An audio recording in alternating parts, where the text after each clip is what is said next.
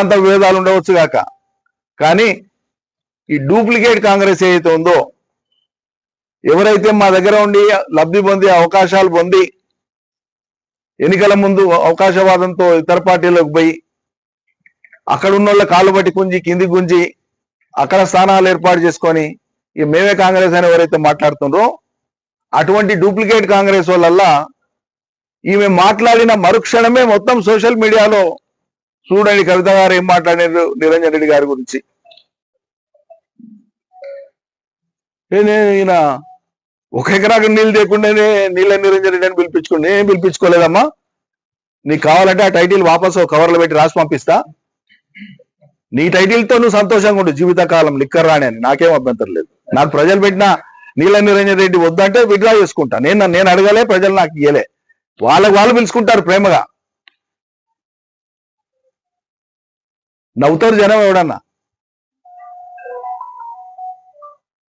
1,00,000 కాదు 1,25,000 ఎకరాలకు నీళ్ళు ఇచ్చిన కేసీఆర్ సారథ్యంలో, కేసీఆర్ చిత్తశుద్ధితో, కేసీఆర్ చలవతో, ఆయన ఆశీర్వాదంతో 1,25,000 ఎకరాలకు ఒక్క వనపర్తిలోనే నీళ్ళు ఇచ్చిన. మిగతా జిల్లాలోని ఉమ్మడి జిల్లాలోని సాగునీటి ప్రాజెక్టులు కానీ, ఈ విద్యా సంస్థలు కానీ, ఇతర ఇన్ఫ్రాస్ట్రక్చర్ కోసం కానీ సమిష్టిగా అందరం కలిసి చేసినటువంటి పని అద్భుతమైనటువంటి పని. ఒక ఎకరాకి నేను నీళ్ళు లేకపోతే మరి కేసీఆర్ నీళ్ళు లేకపోతే వనపర్తి ప్రాంతంలో రేవంత్ రెడ్డి ఇచ్చిన నీళ్ళతో వస్తున్నాయా? నీ ఉద్దేశం ఏంటి? పంటలు రేవంత్ రెడ్డి ఇచ్చిన నీళ్ళతో పడుతున్నాయమ్మా? పాత వాటికి వెళ్ళి తెచ్చి ఇస్తున్నాడు. పాత అంటే 2017లో 2 బ్రాంచ్ కెనాల్స్ కి కేసీఆర్ గారు ఒక్కొక్కటి 25,000 50,000 ఎకరాలకు జీవోలు ఇచ్చి టెండర్లు పిలిచి పనులు చేయించింది. ఇది కాంగ్రెస్ పని అమ్మా, లేకుంటే రేవంత్ రెడ్డి వచ్చినాక చేసిన పని? పాత వాటికే పెట్టినని చెప్తున్నాం. 69 మినీ లిఫ్టులు పెట్టించిన కేసీఆర్ ఇచ్చిన చలవతోన 1,000 ఎకరాలు వచ్చింది దాని కింద. అది కాంగ్రెస్ వాళ్ళు పెట్టినరా? 15 చెక్ డ్యాంలు కేసీఆర్ శాంక్షన్ చేయించిస్తే రాష్ట్రంలోనే ఆల్ టైమ్ రికార్డుతో చేయించిన 50 రోజులు 55 రోజుల్లో చేయించిన ఒక్కొక్క చెక్ డ్యామ్ ఇవాళ ఒక్కొక్క ఊరి చెరువుకు సమానమైంది. భారతదేశంలోనే రికార్డు 5,000 ఎకరాల భూసేకరణ పూర్తి చేసి 7 టీఎంసీల నీటి సామర్థ్యం కలిగినటువంటి ఏదుల రిజర్వాయర్ ను 1 సంవత్సరం 10 నెలల కాలంలో పూర్తి చేయించేసిన. మేము పూర్తి కాలేదు, ఈయన పట్టించుకోలేదని మాట్లాడింది. ఇక మీకు తెలిసిన విషయం అదైతే ఇంక నేనేం చెప్పాలి?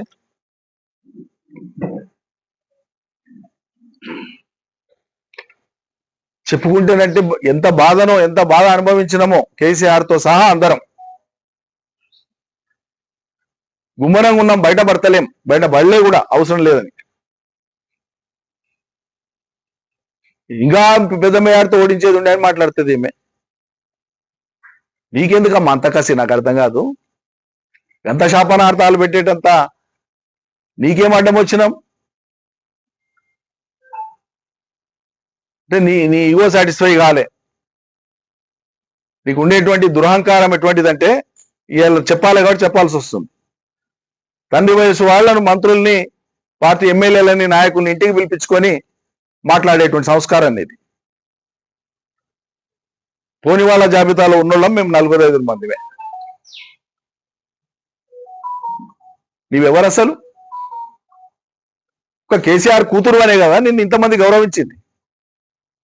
మా అయితే నువ్వు ఎంపీ అయితే నీ జిల్లా కాడికి, నీ పార్లమెంట్ కాడికి, మొత్తం తెలంగాణకి నువ్వేంది అసలు? నువ్వు ఎత్తక ముందు లోకంలో తెలంగాణలో ఎవరు బోనం ఎత్తనట్లు, ఎవరికి బోనం తెలియదు అన్నట్లు, నువ్వు ఆడక ముందు బతుకమ్మనే లోకం ఆడనట్లు.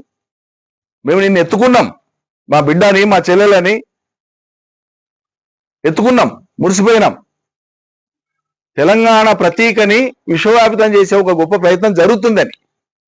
కానీ ఈ ప్రయత్నం అంతా కూడా అటు తిప్పి ఇటు తిప్పి అది ఎటుదారి మళ్ళీందో ఇవాళ బాధపడుతున్నాం. ఓటమి మీద సమీక్షించుకుంటే చాలా అంశాలు ఉన్నాయి. ఎవరైనా సరే ప్రజా జీవితంలో ఎక్కడైనా ఏమైనా తెలిసి తెలియక తప్పులు చేస్తే తప్పకుండా సరిదిద్దుకుంటాం. కానీ కావాలని ఎవరిని అన్నాడు వేధించలే. ఎదురుపై స్నేహంగా మాట్లాడినాము, ఆత్మీయంగా పలకరించినాం. పేద ప్రజలను హక్కున పెట్టుకున్నాం, అందులో మాకెవరు ఎదురులేరు, ఎవరు సాటి రారు. మమ్మల్ని పట్టుకొని పూర్తి భిన్నమైనటువంటి నెగటివ్ ప్రొజెక్షన్ ఇచ్చేటువంటి విధంగా మీరు మాట్లాడడం దారుణం. ఇంకా చెప్పాలంటే మొత్తం నేను సరే వనపర్తిలో ఓడిపోయినా బాగుంది, మరి కామారెడ్డిలో కేసీఆర్ గారిని ఎందుకు ఓడించారు ప్రజలు? తప్పు చేశారు ఆడ కేసీఆర్ గారు ఏమన్నా? అంతకుముందు నిజామాబాద్ గెలిచి మళ్ళీ నిన్ను ఎందుకు ఓడగొట్టింది? మేము అన్న మాటల ఒక రాజకీయ పార్టీ లేదా ఒక అభ్యర్థి యొక్క గెలుపోవటములకు అనేక కారణాలు ఉంటాయి. కానీ ఓవరాల్ గా తీసుకున్నప్పుడు ఇవాళ సమీక్షించుకుంటే అర్థమయ్యేటువంటి వాటిలలో తమరి కాంట్రిబ్యూషన్ కూడా చాలా ఉంది. మా తల్లి,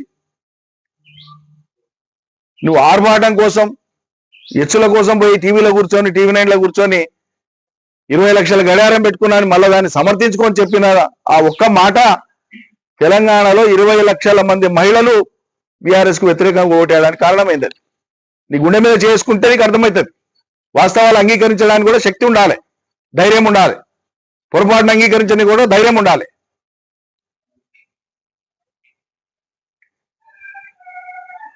లంబాడి తాండాలలో ఎన్నికల ప్రచారానికి పోతే సీఎం రిలీఫ్లు ఇప్పించినాం కదమ్మా, ఇచ్చింది సార్.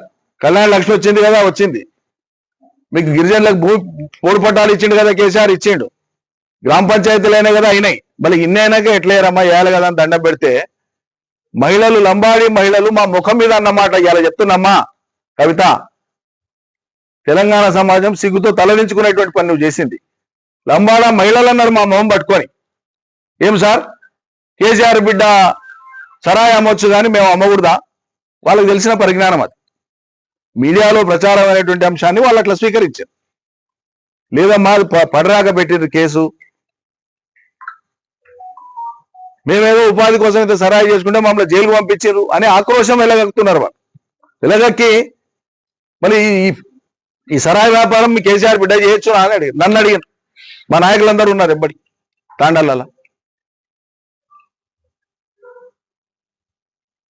నీ చర్యల మూలంగా పార్టీ మొత్తం నష్టపోతే 1.8తో మాత్రమే రాష్ట్రం మొత్తంలో ఓడిపోతే మా తల్లి తమరి పుణ్యాన 3-4% ఓట్లన్నా పోయినాయి. ఇప్పటికైనా నిజాయితీగా నువ్వు బయటికి చెప్పకపోయినా నీ అంతరాత్మ కన్నా తెలిసి ఉండాలి ఈ విషయం.